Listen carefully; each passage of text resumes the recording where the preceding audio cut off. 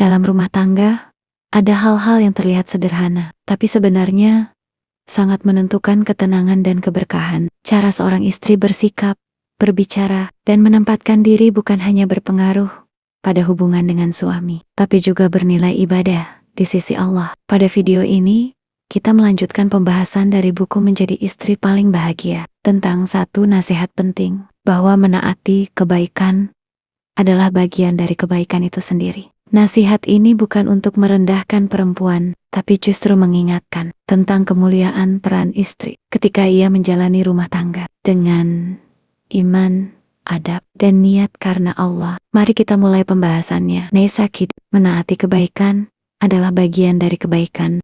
Bila seorang wanita melakukan salat 5 waktunya, berpuasa pada bulan puasa Ramadan, memelihara kemaluannya, dan menaati suaminya, maka dikatakan kepadanya, masuklah ke dalam surga dari pintu mana saja yang engkau sukai. Diriwayatkan secara syahih dari Rasulullah SAW.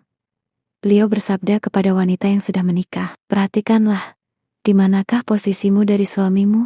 Ia, aku tidak pernah mengabaikannya, yakni aku tidak pernah lalai dalam berkhidmat kepadanya, kecuali bila aku tidak mampu melakukannya. Nabi SAW bersabda, bagaimanapun sikapmu kepadanya, maka sesungguhnya ia adalah surga dan nerakamu. Diriwayatkan dari Aisyah radhiyallahu anha, ia berkata, aku bertanya kepada Rasulullah SAW, siapakah yang paling besar haknya atas wanita? Rasulullah menjawab, suaminya. Aku bertanya lagi, lalu siapakah yang paling besar haknya atas laki-laki? Beliau SAW menjawab, ibunya. Diriwayatkan pula bahwa seorang wanita berkata kepada Rasulullah, wahai Rasulullah, aku adalah delegasi kaum wanita yang diutus kepadamu. Kemudian ia menyebutkan pahala dan ganimah yang diperoleh kaum laki-laki dalam jihad.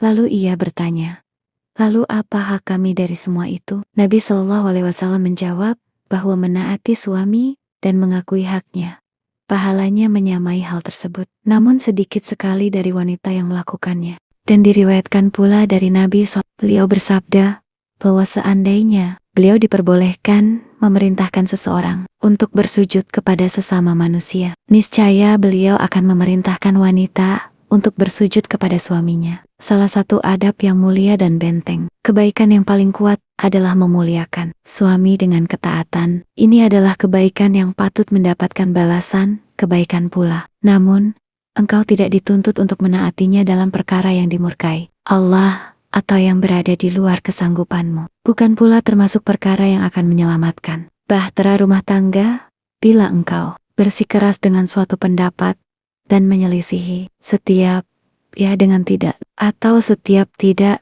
dengan ya. Sikap seperti ini merupakan penyebab terbesar timbulnya kebencian dan termasuk perkara paling buruk yang telah diperingatkan oleh orang-orang bijak terhadap kaum wanita. Jika engkau perhatikan, wahai saudari yang mulia, engkau akan menemukan bahwa keberkahan ketaatan kepada suami didahului oleh keberkahan kejujuran dalam mengikuti perintah Allah dan Rasul-Nya, dengan ketaatanmu kepada suamimu dan kesabaranmu dalam menjalaninya. Berarti engkau sedang beribadah dan memenuhi perintah Allah dan Rasul-Nya. Balasan kebaikan adalah kebaikan serupa bagi orang-orang yang berbuat kebaikan. Ketaatanmu kepada suamimu akan berimbas pula kepadamu. Suami akan lebih mudah menuruti permintaanmu, sebagaimana Nabi SAW menuruti usulan sebagian istri-istrinya, termasuk ketika beliau menuruti saran Khadijah radhiyallahu anha untuk menemui Warakah bin Naufal.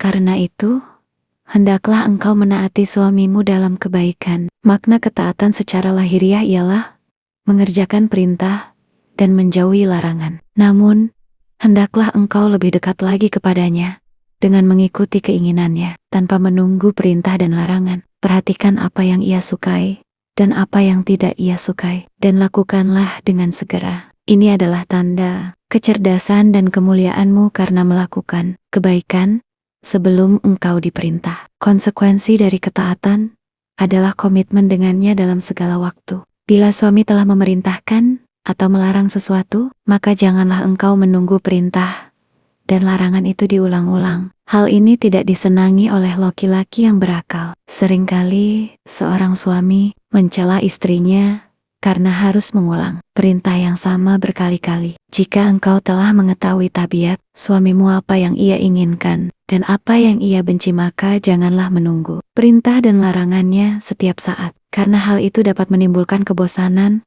dan kejengkelan dalam hatinya. Termasuk kekhususan perintah menaati suami adalah ketika suami meminta hubungan badan. Apabila seorang istri menolak ajakan suaminya hingga membuat suami tidur dalam keadaan marah, maka hal tersebut merupakan perkara yang sangat berat. Penolakan tanpa alasan yang benar seringkali menjadi sebab berubahnya sikap suami dan munculnya keburukan dalam pandangannya terhadap istri. Hal ini memiliki tujuan yang jelas dan masuk akal, karena pada umumnya kemarahan laki-laki dipicu oleh tidak terpenuhinya kebutuhan biologisnya. Ketika kebutuhan ini tidak dipenuhi, kebaikan-kebaikan yang dimiliki istri seringkali tertutup dari pandangan suami. Kecerdasan yang sebenarnya dan kesempurnaan dalam memenuhi hak suami adalah ketika seorang istri berusaha melayaninya dengan sebaik-baik penampilan dan sikap, bahkan tanpa diminta. Dengan demikian, ia akan mendapatkan kasih sayang suaminya